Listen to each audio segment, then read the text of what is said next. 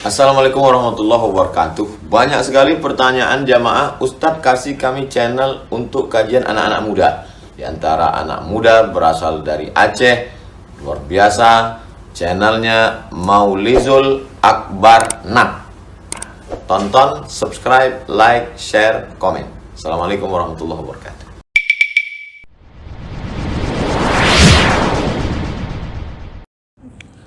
Assalamualaikum warahmatullahi wabarakatuh.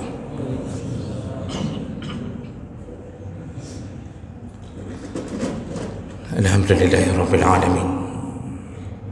Wa bihi nasta'in ala umuri dunya waddin. Asyhadu an la ilaha illallah wahdahu la syarika lah wa asyhadu anna Muhammadan 'abduhu wa rasuluhul karim. Allahumma salli wa sallim على نبينا وسيدنا المصطفى محمد وعلى آله وأصحابه أجمعين. أما بعد، رب اشرح لي صدري ويسر لي أمري واحلل عقدة من لساني يفقهوا قولي. Segala puji bagi Allah, kemudian salawat dan salam kepada Rasulullah, pada keluarga dan seluruh sahabat-sahabatnya. Bapak Ibu jemaah salat subuh yang Allah muliakan, insyaAllah kita masih membahas tentang amalan-amalan yang ringan tapi mendapatkan pahala yang besar. Di pertemuan kita sebelumnya kita sudah membahas bahawa di antara amalan yang ringan dilakukan tapi Allah beri pahala yang sangat besar, yaitu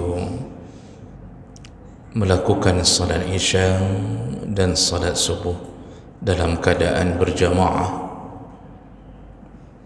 Maka Allah tumpahkan segala kasih sayangnya, perlindungannya dan pahalanya. Barang siapa yang salat isya berjamaah, maka dia mendapatkan pahala seperti orang yang melakukan salat malam separuh malam. Jadi seakan-akan dia telah melakukan salat terus-terusan mulai dari isyanya sampai separuh malamnya. Dan barang siapa yang salat subuh berjamaah, maka diberikan pahala oleh Allah seperti melakukan salat malam sepanjang malam. Itu berdasarkan hadis Nabi sallallahu alaihi wasallam. Itu belum lagi pahala-pahala yang lain. Orang yang salat subuh berjamaah, setiap tapak kakinya dihitung pahala, ditinggikan derajat. Lalu kemudian orang yang salat subuh berjamaah, Allah Subhanahu wa ta'ala menjadikannya bahagian daripada jaminannya. Barang siapa yang menganiaya, barang siapa yang menganiaya, menzalimi orang-orang yang melakukan salat subuh di masjid, maka dia akan berhadapan dengan backingnya, yaitu Allah Subhanahu wa ta'ala. Dan juga kita pernah dengar hadis, barang siapa yang menempuh kegelapan untuk menuju ke masjid berjamaah, tentu yang dimaksud gelap yaitu di waktu isya dan di waktu subuh. Kalau dulu memang betul-betul gelap, tidak ada lampu di jalanan, makanya orang-orang yang menempuh kegelapan untuk melakukan ketaatan kepada Allah, maka Allah ganti kegelapan itu dengan cahaya terang benderang di hari kiamat nantinya, insyaAllah. Begitu semua bunyi hadis apa yang kita bahas di pertemuan yang lalu. Kita lanjutkan jemaah melakukan Allah. Berikutnya amalan yang ringan tapi berpahala besar di sisi Allah, yaitu orang-orang yang bersegera dan menunggu-nunggu datangnya salat Jumat. Jadi dia mempersiapkan diri, kemudian menunggu datangnya waktu Jumat. Dan ini tentu tidak mudah dilakukan kecuali oleh orang-orang yang istiqamah dan tentu punya waktu, ya, dalam tanda kutip dia punya waktu untuk melakukannya. Karena sekarang dunia kita dihiasi dengan berbagai macam fitnah. Salah satu fitnah ujian bagi kita hidup di akhir zaman, hari Jumat tidak lagi dianggap hari yang dimuliakan, sehingga berbagai kegiatan dilakukan di hari Jumat yang tak berhubungan dengan ketaatan kepada Allah.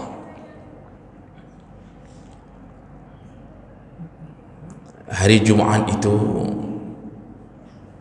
di antara semua umat yang diturunkan kitab-kitab, maka hari yang disuruh ibadah sebenarnya berdasarkan hadis itu adalah hari Jumat.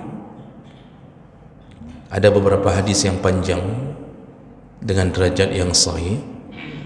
Orang Yahudi pun disuruh melakukan ibadahnya di hari Jumat, tapi ternyata mereka komplain, mereka tak mau melakukannya di hari Jumat, sehingga Allah dengan kemurkaannya memindahkan hari Sabtu untuk mereka, atau disebut dengan hari Sabat. Dan itu Nabi yang katakan dalam hadis.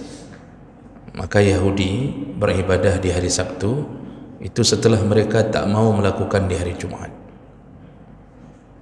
Di hari Sabtu pun mereka kemudian melawan Allah, yang seharusnya hari Sabtu itu tidak boleh melakukan kegiatan kecuali beribadah di rumahnya, ya, di tempat-tempat ibadahnya.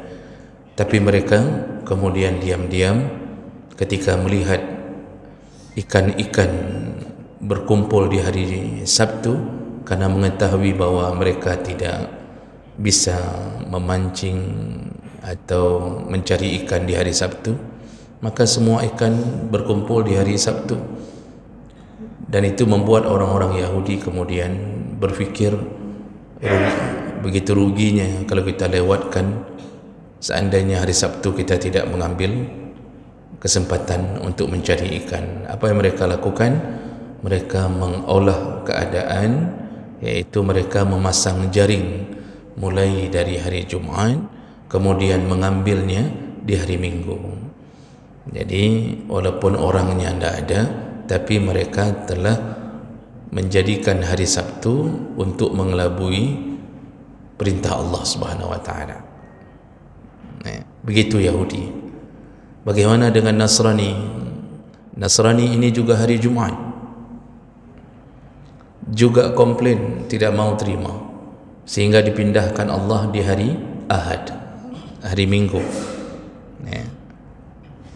Sampai hari ini mereka menjadi hari Minggu. Lalu Nabi berkata, satu-satunya umat yang tidak melawan Allah dan tetap menerima keputusan Allah sampai akhir zaman adalah umat Muhammad sallallahu alaihi wasallam. Kita tak pernah komplain, kita tak pernah mencoba untuk merubah hari. Kita tetap beribadah di hari Jumat. Namun sebenarnya hari Jumat itu hari yang diminta oleh Allah untuk memfokuskan ibadah. Sayangnya dunia telah membuat kegiatan-kegiatan yang bahkan menyibukkan orang dari Jumat. Pertama, tidak diliburkan di hari Jumat. Kantor tetap masuk. Bahkan ada yang keluar ketika menjelang azan Jumat. Kapan mau bersiap-siap? Kapan kita bisa dapat pahala menunggu? Makanya banyak kadang-kadang pegawai kantoran datang ke masjid ketika khatib sudah berada di atas mimbar. Kalau datang di hari Jumat ketika khatib sudah berada di atas mimbar, malaikat menutup catatan amalnya, tidak lagi mau mencatat pahala atau fadilah orang-orang yang datang di hari Jumaat, karena malaikat pun akan mendengarkan khutbah. Itulah kerugian orang yang datang di hari Jumaat ketika khatib sudah naik lalu mengucapkan salam lalu dikumandangkanlah azan. Itu rugi betul. Cuma karena kita tak merasa rugi, karena tak pernah melihat pahalanya, sehingga kita melakukan hal yang sama tip-tip Jumaat, telat tapi tip Jumaat.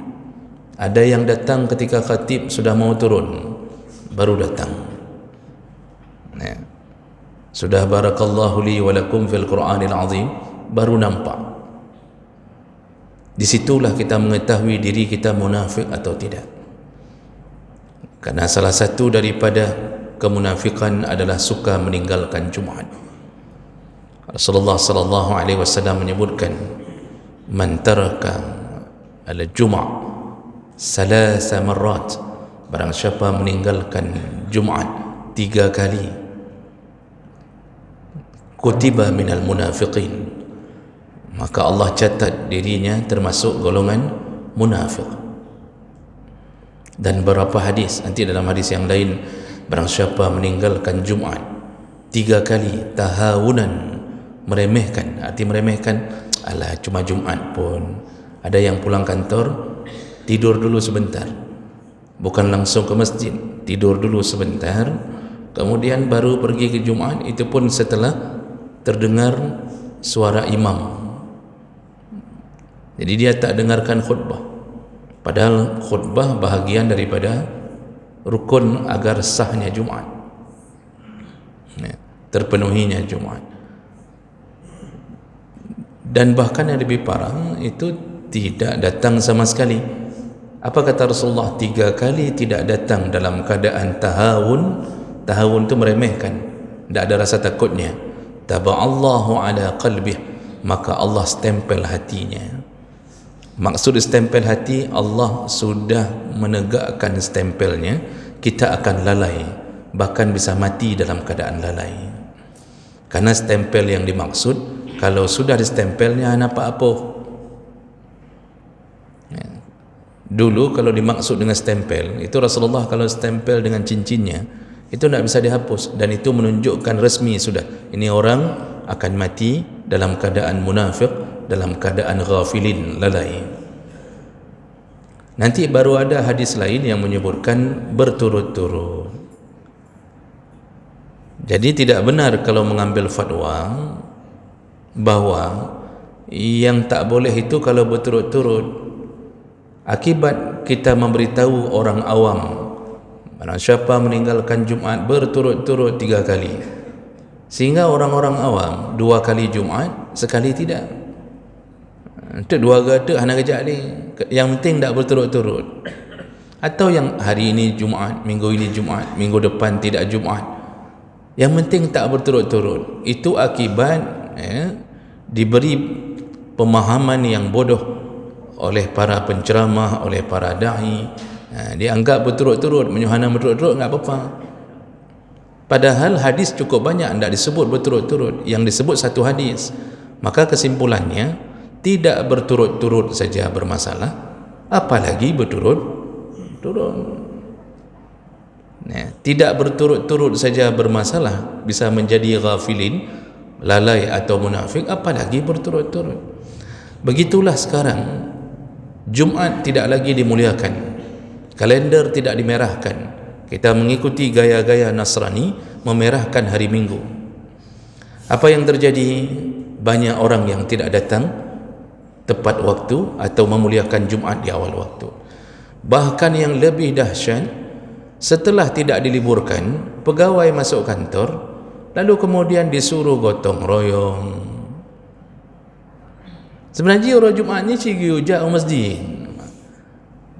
Jam 8, jam 9 itu disuruh ke masjid, disuruh duduk, maka pahalanya barang siapa yang datang di awal waktu, jam-jam 8 sudah ada di masjid, dia dapat pahala di hari itu seperti bersedekah, seperti menyembelih seekor unta. Bayangkan Pak, menyembelih seekor unta kita sedekahkan, berarti kita hari itu bersedekah sebanyak sekitaran 20 juta. Datang di sejam berikutnya, jam 9 sudah sampai di masjid, maka dia dapat pahala seperti menyembelih seekor sapi. Datang jam 10, maka dia seperti menyembelih seekor kambing. Datang jam 11, seperti menyembelih seekor ayam. Datang jam 12, dapat pahala seperti menyembelih, seperti bersedekah telur ayam, kata Rasulullah. Datang ketika khatib naik ke atas mimbar, jangankan telur ayam, bertelur puyuh pi hana berapa. Jangankan telur ayam, telur puyuh pun tak dapat. Maka hari ini tak ada harapan kita bisa pergi. Kenapa? Kita harus absen, kita harus mengajar, kita masuk kantor. Masih okeylah kalau gotong royong tak dihiasi maksiat. Ini buat senam pagi Jumaat. Tamang kantor senam pagi. Senam paginya, kalau sekedar hanya senam pagi biasa, okey. Ini senam pagi yang perempuan-perempuan suruh safnya di depan, yang laki safnya di belakangnya. Urut Jumaat diuraga menyokauri nang ika. Mana ada senam? Jantungnya yang senam Pak. Berdegap-degup lihat ibu itu di depannya. Begitulah keadaan hari ini. Padahal Jumaat itu seharusnya libur. Di negara-negara Arab hari ini libur Pak, Jumaat. Di Mesir itu Jumaat libur, di Arab Saudi libur, hampir semua negara Arab libur hari Jumaat. Yang dimerahkan itu Jumaat. Jadi ada kesempatan banyak kita untuk memuliakan Jumaat. Ini sebentar lagi kita sudah masuk kantor.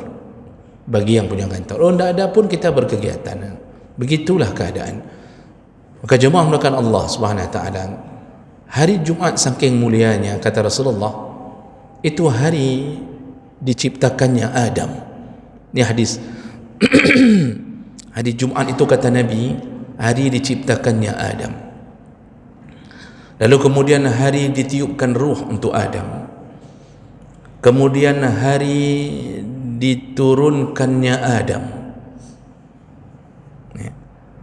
Kemudian hari meninggalnya Adam, kata Rasulullah. Hari meninggalnya Adam.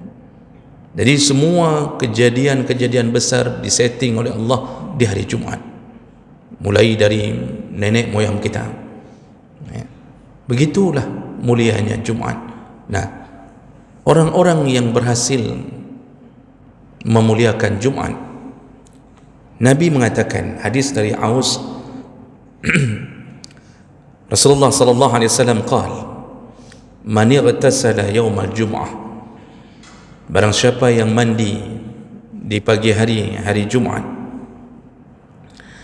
wa ghassala, dan dia juga kemudian mencuci sempurna tubuhnya, anggota badannya, wa bakkara wa btakara, dan dia pergi awal-awal waktu, mandi pergi di awal-awal waktu, wadana, lalu dia duduk mendekat dengan khatib, mendekat dengan tempat imam, duduknya di saf pertama, wastama'a, lalu dia mendengarkan khutbah, wa ansata, dia diam selama Jumaat, maka pahalanya kana lahu bi kulli khutwatin yakhtuha ajru sanah siyamuha wa qiyamuha, maka setiap langkah kakinya terhitung di sisi Allah Subhanahu Wa Taala seperti orang-orang yang melakukan salat dan puasa selama setahun. Hadis riwayat Tirmizi, dan para ulama ahlul hadis mengatakan derajatnya sahih. Bayangkan hebatnya orang memuliakan Jumaat. Pagi-pagi sudah siap-siap mandi. Nah, mandi ini mandi sunnah Jumaat. Cara mandinya boleh mandi biasa, yang penting niat Jumaat, tapi yang lebih baik seperti tata cara mandi junub dengan niat sunnah Jumaat. Itu yang lebih baik. Ikuti tata cara mandi junub. Begitu sebahagian ulama mengatakannya. Lalu kemudian dia bersegera dan sudah sampai di masjid, dia segera mencari tempat yang paling dekat dengan pengkhutbah atau imam. Tapi ini jangan sampai langsung berada di belakang imam, karena di belakang imam itu sudah ada orang-orang tertentu yang dipasang untuk bisa menggantikan imam. Lalu dia dengar khutbah, dia dengar, dia diam. Diam ini wajib hari Jumaat, memperingatkan orang dengan bahasa diam. Jadi ada orang bicara lalu kita mengatakan diam, maka kita pun hilang pahalanya. Makanya selalu diingatkan, kalau khatib sudah naik ke atas mimbar, maka fastami'u, dengarlah, wa ansitu, diamlah, la'allakum turhamun, semoga kalian mendapatkan rahmat. Itu bunyi hadis, disuruh diam. Nah, jemaah melakukan Allah, sampai selesai Jumat kita taat dari pagi, maka subhanallah, dengan kasih sayang Allah, satu langkah kaki kita dihitung seperti pahala puasa dan salat setahun. Ini bunyi hadis. Jadi bayangkan kita ini bisa meraih pahala dengan memuliakan Jumaat. Nah, oleh kerana itu jemaah melakukan Allah Subhanahu wa taala, kalau kita sudah sampai di masjid di hari Jumaat lalu terdengar suara azan, maka utamakan mendengarkan khutbah daripada menunggu azan. Ini yang mau saya kasih tahu. Pada dasarnya semua hukum mendengarkan azan sunnah. Dengar, sahut, baca doa-doa setelah azan. Tapi khusus azan ketika khatib sudah berada di atas mimbar, khatib dah naik lalu azan, itu yang datang itu tak perlu menunggu selesai azan, karena lebih utama mendengarkan khutbah. Karena kalau kita menunggu azan selesai dan khatib sudah memulai khutbah, kita kehilangan khutbah dalam 2 rakaat yang kita dirikan. Maka khusus untuk Jumaat itu, begitu kita masuk lalu kemudian azan berbunyi kerana khatib sudah di atas mimbar, tidak perlu menunggu selesai azan, langsung salat. Tapi selain Jumaat, tunggulah, tunggu sahut, sempurnakan. Khusus Jumaat tidak perlu. Bukan tidak boleh, tidak perlu, karena lebih utama mendengarkan khutbah daripada menunggu azan. Nah, itu yang perlu kita fahami. Karena saya lihat, karena saya sering berada di atas mimbar, saya lihat orang-orang kadang-kadang ketika khatib sudah naik itu nunggu azan. Begitu sudah selesai azan, dia salat 2 rakaat. Khatib sudah 3 menit, 4 menit sudah memulai khutbahnya. Jadi lebih penting, lebih utama mendengarkan khutbah daripada menunggu azan. Khusus azan di hari Jumaat, iaitu azan ketika khatib sudah berada di atas mimbar. Jadi jemaah melakukan Allah, begitulah hebatnya orang-orang yang memuliakan Jumaat. Mudah-mudahan kita termasuk golongan yang mampu meraih pahala besar ini, dan semoga apa yang kita lakukan tidak sia-sia dan menjadi pembela kita di hari kiamat nantinya, insya-Allah. Semoga bermanfaat. Subhanakallahumma bihamdik, asyhadu an la ilaha illa anta, astaghfiruka wa atubu ilaik. Wassalamualaikum warahmatullahi wabarakatuh.